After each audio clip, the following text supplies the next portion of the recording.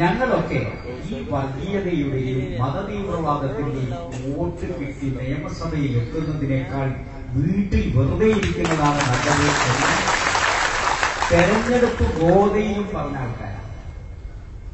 അതിന് കിട്ടിയ വോട്ടുകളാണ് 18 മുസ്ലിം ലീഗ് MLA-മാരെ ഉണ്ടാക്കിയത് എന്ന് ഞങ്ങൾക്ക് ധൈര്യമായി പറയാൻ സാധിക്കും. ഇപ്പൊ വോട്ട് ആരൊക്കെയാ BJPക്ക് കൊടുത്തത് നമുക്ക് മനസ്സിലായി. ഏത് സമയത്തും ഏതാളുടെ കൂടെ വിളിച്ചാലും പോകാൻ തയ്യാറായിട്ടുള്ള സുന്നിയാണ് കാന്തപുരം. BJPക്ക് വേണമെങ്കിൽ BJPക്ക്, മാർക്സിസ്റ്റ് പാർട്ടിക്ക് വേണമെങ്കിൽ മാർക്സിസ്റ്റ് പാർട്ടിക്ക്, നമുക്ക് എന്ത് ഗുണം കിട്ടുന്നു എന്ന് മാത്രം നോക്കുന്ന അത്തരം ആളുകൾക്ക് കൂടി ഇനി മുസ്ലിം ലീഗിന്റെ ശക്തമായിട്ടുള്ള തിരിച്ചടി ഉണ്ടാകും.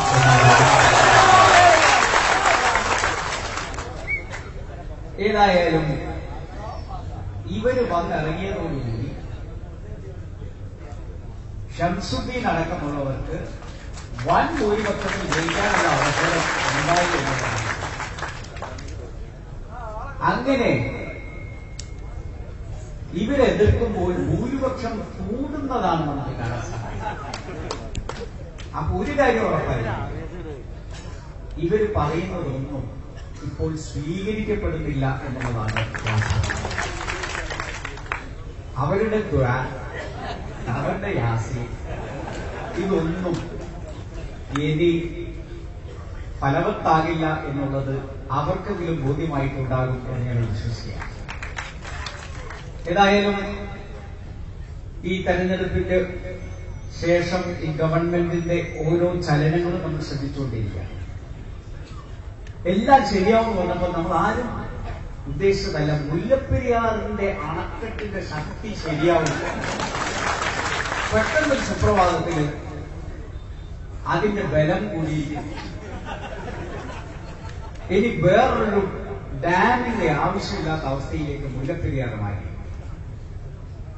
CPI CPM തമ്മിലുള്ള ബന്ധം ഓരോ ദിവസവും ചെല്ലും തോറും വഷളാകും എന്ന കാര്യത്തിന് സംശയം. ഏതായാലും നമുക്ക് കായിക രംഗത്തെക്കുറിച്ച് അവഗാഹമായ ഒരു കായിക വകുപ്പ് മന്ത്രിയെ കിട്ടിയതുകൊണ്ട് ഭാവിയിൽ അങ്ങോട്ട് ആ മേഖലയെക്കുറിച്ച് നമ്മൾ ആലോചിക്കുകയാണ്. എന്ത് മനോഹരമായിട്ടാണ് അദ്ദേഹം മറുപടി പറയുന്നത്. ഞാനത് കേട്ടത് യാതൊരു സംശയവുമില്ല. മുഹമ്മദ് അലി കേരളത്തിന്റെ പേര് ലോകത്തോളം ഉയർത്തി കേരളത്തിന് വേണ്ടി ധാരാളം മെഡലുകൾ വാങ്ങിയ അദ്ദേഹം അകാലത്തിൽ മരിച്ചുപോയി. എന്നെക്കാൾ സായി പറഞ്ഞ മാതിരി അദ്ദേഹത്തിന്റെ പെണ്ണുങ്ങൾക്ക് ഇനി ഒരു ജോലി ഞങ്ങൾ കൊടുക്കും എന്ന് പറഞ്ഞു കഴിഞ്ഞാൽ ഇത് പൂർണ്ണമായി. ഇങ്ങനെ കഴിഞ്ഞ സാംസ്കാരിക വകുപ്പ് മന്ത്രി MA ബേബി മന്ത്രിയായിരിക്കുമ്പോഴാണ് അദ്ദേഹം രാഘവൻ മാസ്റ്റർ അനുസ്മരണം വെച്ചത്. അത് പത്രത്തിൽ വന്നപ്പോൾ തലശ്ശേരി ഇരുന്ന് രാഘവൻ മാസ്റ്ററിനെ അത് വായിച്ചു നോക്കിയിട്ട് അദ്ദേഹത്തിന്റെ മത്സ്യത്തെ കുറിച്ച് നോക്കുക. ഞാൻ മരിച്ചിട്ടില്ല, പക്ഷെ എന്റെ അനുസ്മരണം ഇടതുപക്ഷം തിരുവനന്തപുരത്ത് നടത്തുന്നു എന്ന്. അപ്പൊ ഇങ്ങനെ വളരെ വിവരമുള്ള കുറെ ആൾക്കാരെ ഇതിനകത്തുള്ളതുകൊണ്ട് ഈ ഗവൺമെന്റ് എങ്ങനെ പോകും എന്നുള്ളതിനെ കുറിച്ച് നമുക്ക് വ്യക്തമായ ഒരു ധാരണയായി കഴിഞ്ഞു. ഞാൻ ഏതായാലും ദീർഘമായി സംസാരിക്കുന്നില്ല. ഇനി വരുന്ന ദിവസങ്ങളിൽ നമുക്ക് ധാരാളം പറയാനുള്ള വിഷയം തരും എന്നുള്ളതുകൊണ്ട് നമുക്ക് സ്വസ്ഥമായി ഇവിടെ വന്ന് ഓരോ കാര്യങ്ങളും പറയാം. ഇപ്പൊ ഞങ്ങൾക്ക് പറയാനുള്ളത് ഹൈദരാബാദ് ശാസ്ത്രങ്ങൾ ഞങ്ങളൊരു ദൗത്യം ഏൽപ്പിച്ചിട്ടുണ്ട്. ആ ദൗത്യത്തിൽ പ്രധാനപ്പെട്ടത് DK കുഞ്ഞാലിക്കുട്ടി സാഹിബിന്റെ നേതൃത്വത്തിൽ പാർലമെന്ററി പാർട്ടി നിയമസഭയ്ക്കകത്ത് എല്ലാ അർത്ഥത്തിലും പൊരുതണം എന്നുള്ളതാണ്. ഈ തെരഞ്ഞെടുപ്പ് ഗോതയെ പൊരുതിയ നമുക്ക് തീർച്ചയായും നിയമസഭയ്ക്കകത്ത് പൊരുതുന്നതിൽ യാതൊരു തരത്തിലുള്ള സങ്കോചവുമില്ല. പക്ഷെ ഞങ്ങൾ മാന്യത വിട്ട് പോകില്ല എന്ന് മാത്രം. ഇപ്പൊ 3 കസേര പൊളിച്ചവരെ മുഴുവൻ മന്ത്രിമാരാക്കി തീരുമാനിച്ചു. അവരുടെ ചിലപ്പോ മികവ് എന്ന് പറയുന്നത് ഈ കസേര പൊളിച്ചത് തന്നെ ആയിരിക്കും എന്നാണ് ഞാൻ കരുതുന്നത്. അപ്പൊ അങ്ങനെയുള്ളവരെ മന്ത്രിസഭയിലേക്ക് എടുക്കുന്നതിലൂടെ അവർ വലിയൊരു സന്ദേശമാണ് നൽകുന്നത്. എല്ലാം ശരിയാക്കി തരാം.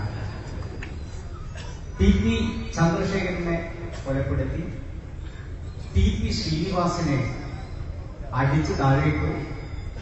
ഇപ്പൊ ടി പി സെൻകുമാറിനെ DGP സ്ഥാനത്ത് നിന്നും മാറ്റിയിരിക്കുന്നു. ടി പി രാമകൃഷ്ണൻ സൂക്ഷിക്കുന്നത് നല്ലതാണ്.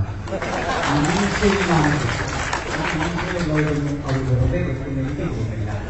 ഏതായാലും വരുന്ന നാളുകൾ ഐക്യ ജനാധിപത്യ മുന്നണിയിലുള്ളതാണ്. ഞങ്ങളുടെ ആരും പൂജിക്കില്ല. രണ്ടത്താണിക്ക് നിങ്ങൾ നൽകിയിട്ടുള്ള വരവേൽപ്പ് ജയിച്ച രണ്ടത്താണിയേക്കാൾ ശക്തൻ തോറ്റ രണ്ടത്താണിയാണ്. ബോധ്യപ്പെടുത്തുന്ന ഈ ആവേശം കെടാത്ത കാലത്തോളം